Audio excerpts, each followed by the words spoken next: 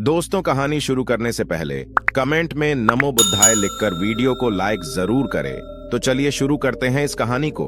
भीड़ भाड़ से अलग होकर जब भी कोई इंसान अपने साथ अकेले में समय बिताता है, तभी उसके दिमाग में नाना प्रकार की चिंताएं जन्म लेने लगती हैं।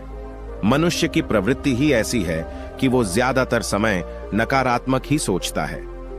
अपने लक्ष्य को कैसे प्राप्त किया जाए, ये सोचने की जगह है। वो ये सोचता है कि अगर लक्ष्य पूरा नहीं हुआ तो मैं क्या करूंगा, और इस प्रकार की नकारात्मक विचारधारा के कारण जीवन परांत डर डर कर जीता रहता है। अगर पूरी बुद्धिमानी और सजगता के साथ इस डर को समझाना जाए तो यही डर इंसान के पतन का कारण बनता है। ऐसा मनुष्य जो खुद पर संजय करता है, खुद पर संदेह करता है, भला वो कैसे सफल हो सकता है।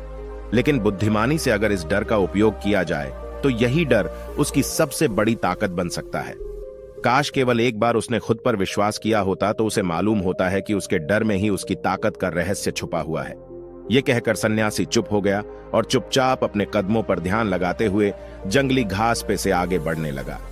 संध्या का समय था। सन्यासी और एक लकड़हारा जंगल में से होकर गांव की तरफ निकल रहे थे। सन्यासी के ये शब्द लकड़हारे को कुछ समझ में नहीं आए। वो सोच रहा था कि डर में ताकत कैसे हो सकती है। डर तो आदमी को कमजोर बनाता है। अपने मन की उत्सुकता को जब वह काबू नहीं कर सका तो उसने सन्यासी से पूछा कि महात्मा ना, आप ये क्या कह रहे हैं कि डर में ताकत होती है? डर तो आदमी को कमजोर बनाता है, उसे तो अपना डर दूर करना चाहिए। करारा अपनी बात पूरी कर पाता उससे पहले ही उसे एक शेर की दहाड़ सुनाई दी। शेर की गर्जन सुनकर लकड़हारे का रोम रोम कांप गया। उसके कान खड़े हो गए। जंगल से आती एक एक आहट उसे साफ सुनाई दे रही थी। उसके कदम वहीं पर जम गए थे। वो भी नहीं पा रहा था। उसे पता था कि थोड़ी सी हरकत उसकी जान जोखिम में डाल सकती है। उसका दिल तो तेजी के साथ धड़क रहा था, लेकिन फिर भी वो अपनी सांसों पर काबू पाने का प्रयास कर रहा था। कुछ देर बाद जब खतरा टल गया तब सन्यासी ने कहना शुरू किया। सन्यासी ने कहा कि अभी जब तुम डरे हुए थे तो तुम्हारे शरीर का रोम रोम जाग गया था। जंगल से आ रही छोटी से छोटी आहट पर भी तुम्हारा ध्यान लगा हुआ था। तो इस प्रकार अपने मन के डर के कारण तुम होश में आ पाए, तुम पूरा ध्यान लगा पाए। इससे पहले जब तक तुम्हें शेर की दहाड़ सुनाई नहीं दी थी तब तक तुम अपने विचारों में खोए हुए थे। लेकिन जैसे ही तुम्हें शेर की दहाड़ सुनाई दी वैसे ही तुम्हारे सारे विचार गायब होकर हम वर्तमान में उपस्थित हो गए थे। यदि तुम्हें अभी शेर से बचकर भागना होता या फिर उससे लड़ना होता तो तुम्हें अपने शरीर की वो क्षमता देखने को मिलती जो आज तक जीवन में तुमने खुद भी महसूस नहीं की होगी। जब कोई कुत्ता तुम्हारे पीछे दौड़ता है उस समय तुम्हारी जो रफ्तार होती है वो तुम्हारी आम जिंदगी से कहीं ज्यादा होती है। साधारण जीवन में तुम इतने तेज नहीं दौड़ पाओगे जितना कि एक कुत्ते के सामने दौड़ पाओगे। ये ताकत या कहें कि हमारे शरीर की क्षमता अभी देखने को मिलती है। जब हमारा मन डर में होता है, किसी डरावनी परिस्थिति में हमारा मस्तिष्क और हमारा शरीर अपने उच्चतम श्रेणी में काम करता है। जो काम तुम आम जिंदगी में नहीं कर पाते वो तुम्हें डरा कर कराया जा सकता है। जहां पर भी तुम्हें डर का एहसास होता है वहीं पर तुम्हारी इंद्रियां पूर्ण रूप से सक्रिय हो जाती हैं। तुम्हारे कानों की सुनने की क्षमता तेज हो जाती है, दृष्टि एकटक हो जाती है, पूरी सजग हो जाती है, सक्रियता बढ़ जाती है। और जैसे जैसे वो डर खत्म होता है वैसे वैसे तुम सुप्त अवस्था में चले जाते हो। तुम सो जाते हो और तुम्हारे इंद्रिय फिर से आराम की स्थिति में चली जाती है। सन्यासी ने लकड़हारे से कहना जारी रखा कि परीक्षा से एक दिन पहले जो याद करने की तुम्हारी गति होती है वो साधारण याद करने की क्षमता से कहीं तेज होती है। सिर्फ एक बार याद किया हुआ तुम्हें परीक्षा के समय याद रह जाता है और तुम जानते हो कि ये सब परीक्षा के डर से ही होता है। इसीलिए डर को दूर करने की जगह इंसान को यह सोचना चाहिए कि वो अपने डर को ताकत कैसे बना सकता है। जिस प्रकार सुख और दुख, प्रकाश और अंधेरा एक ही सिक्के के दो पहलू होते हैं, उसी प्रकार डर और ताकत भी एक ही सिक्के के दो पहलू होते हैं। जिस प्रकार रोशनी के बिना अंधेरा पूर्ण नहीं होता, सुख के बिना दुख पूर्ण नहीं होता, उसी प्रकार डर के बिना ताकत का भी कोई महत्व नहीं है। लकड़हारा सन्यासी के ज्ञान से बहुत प्रभावित हुआ। उनके चरणों में नतमस्तक हो गया और उनसे पूछा कि महात्मा, अंधेरे को तो दिया जलाकर रोशनी से भरा जा सकता है, लेकिन अपने डर को ताकत में कैसे बदले? इसके लिए कोई उपाय बताएं। इस पर सन्यासी ने कहा कि डर दो प्रकार के होते हैं। सबसे पहला मानसिक डर और दूसरा शारीरिक डर। सन्यासी ने लकड़हारे को समझाते हुए कहना शुरू किया कि मान लो तुम्हें जंगल से होकर गुजरना है और अचानक तुम पाते हो कि तुम्हारे मन में शेर का ख्याल आ गया। अभी तक प्रत्यक्ष रूप में शेर तुम्हारे सामने नहीं आया है ना, उसकी दाढ़ सुनाई दिए, मतलब दूर दूर तक कोई अंदेशा नहीं है कि जंगल में शेर मौजूद है, लेकिन शेर का ख्याल आने से तुम्हारे मन में एक डर पनप गया। अब तुम्हारा उठने वाला एक एक कदम उसी डर से अभिभूत होगा।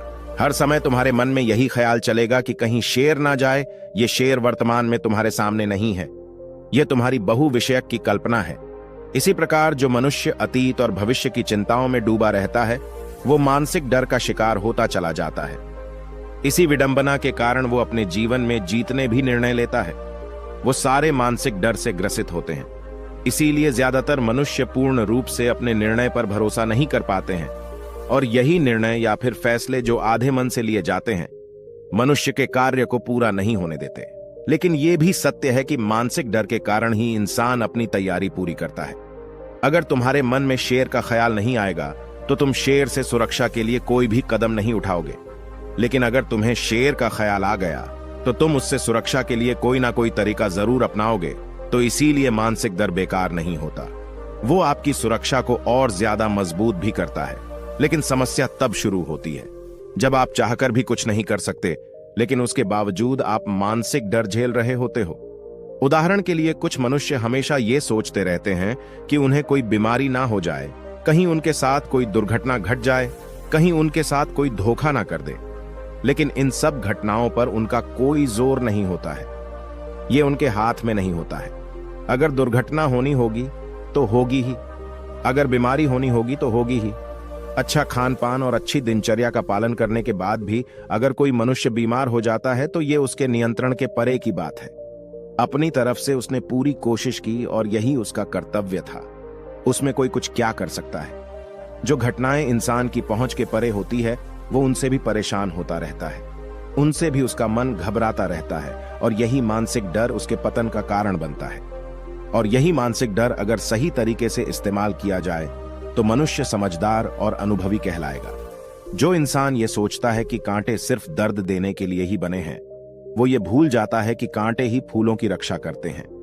इसी प्रकार एक ज्ञानी मनुष्य किसी भी चीज का उपयोग अपने सकारात्मक तरीके से कर सकता है, लेकिन एक अज्ञानी मनुष्य है अपनी अज्ञानतावश उन चीजों को भी छोड़ देता है जो उसके लिए उपयोगी होती है। विवेकशील मनुष्य फेंके गए पत्थरों का भी महल खड़ा कर लेता है, लेकिन एक वैज्ञानिक मनुष्य उन पत्थरों को दूसरों पर फेंकता रहता है। अगर किसी मनुष्य को अपने मानसिक डर को ताकत में बदलना है तो उसके कुछ नियम हैं, कुछ उपाय है।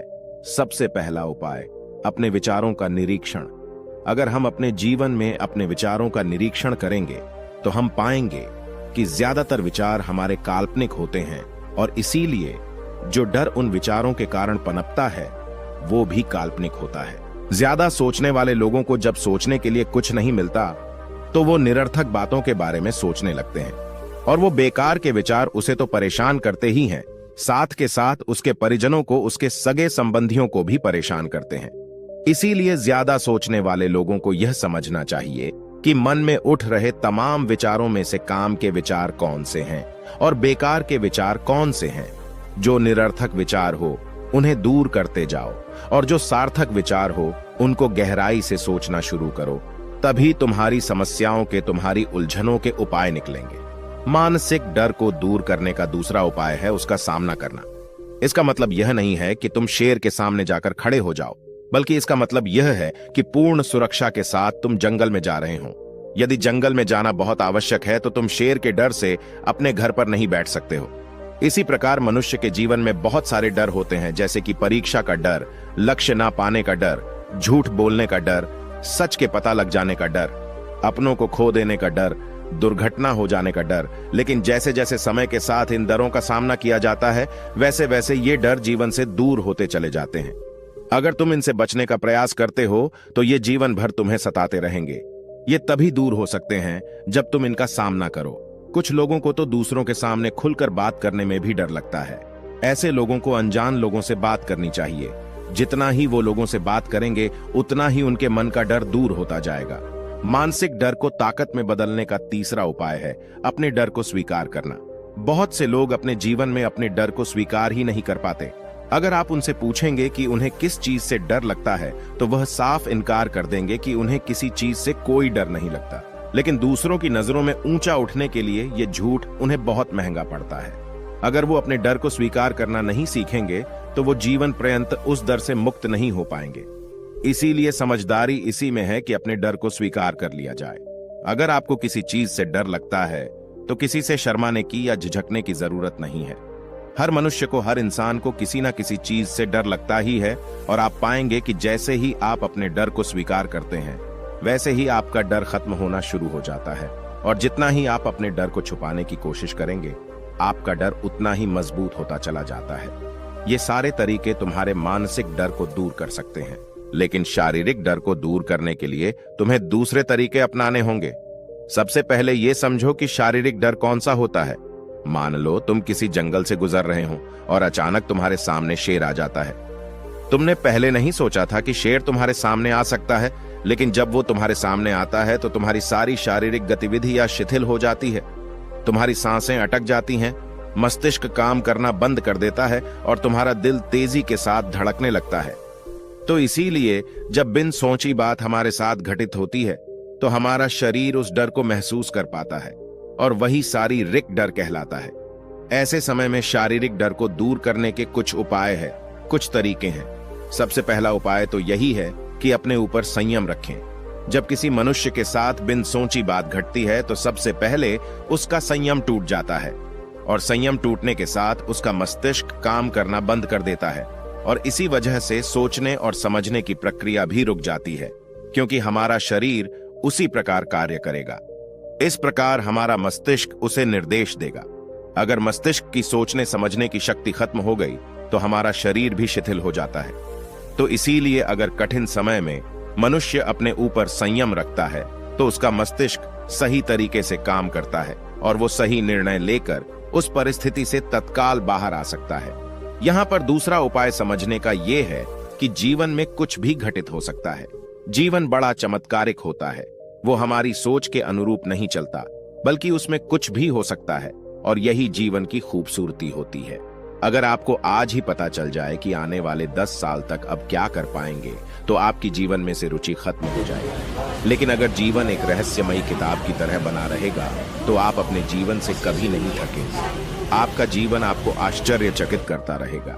इसीलिए यह समझो कि जीवन में कुछ भी घटित हो सकता है, तुम्हारी सोच से परे भी घटित हो सकता है।